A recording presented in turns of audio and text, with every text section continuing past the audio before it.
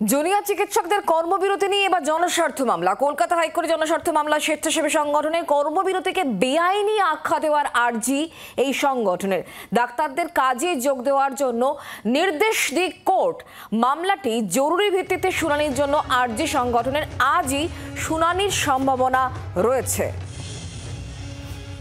অর্ণবাংশু নিয়োগী এই মুহূর্তে আমাদের সঙ্গে রয়েছেন, আমাদের প্রতিনিধি টেলিফোন লাইনে। অর্ণবাংশু, এই সংগঠনের তরফ থেকে ঠিক কি বলা হয়েছে কোর্টে, এবং কোন সংগঠন এটি, যেটি বলা যাদের তরফ থেকে বলা হচ্ছে যে এই কর্মবিরতি তুলে নেওয়া হোক কারণ এটি বেআইনি?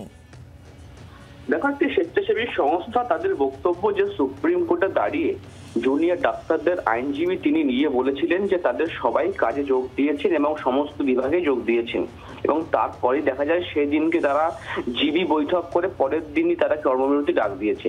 এমন তো অবস্থায় মামলাকারীর বক্তব্য হচ্ছে এটাই যে কলকাতা হাইকোর্ট এই যে কর্মবিরতিটাকে ইল্লিগাল ঘোষণা করুক, কারণ তারা কিন্তু সুপ্রিম কোর্টের নির্দেশকে ভায়োলেশন করেছে। এক, দ্বিতীয়ত তারা চিকিৎসক, তারা শপথ বাক্য পাঠ করেছে, শপথ নিয়েছে মানুষের সেবা দেবেন, তারপরেও কিন্তু মানুষ ভুক্তভোগী হচ্ছেন।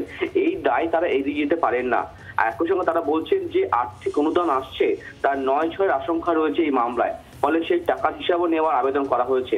কারণ এই টাকাটা কোথেকে আসছে, তাদের কারা দিচ্ছে, আইনজীবী কারা দিচ্ছে, সেই সমস্ত বিষয়। মূল বিষয় হচ্ছে এটা যে কর্মবিরতিটাকে ইল্লিগাল ঘোষণা করে কলকাতা হাইকোর্ট এই মর্মে ফাইল হচ্ছে। আজকে সেই মামলাটি প্রধান বিচারপতি ডিভিশন বেঞ্চে দৃষ্টি আকর্ষণের সম্ভাবনা রয়েছে।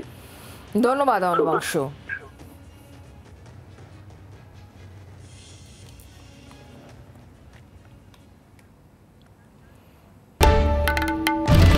বাংলার আওয়াজ, বাঙালির আবেগ, জি 24 ঘন্টা।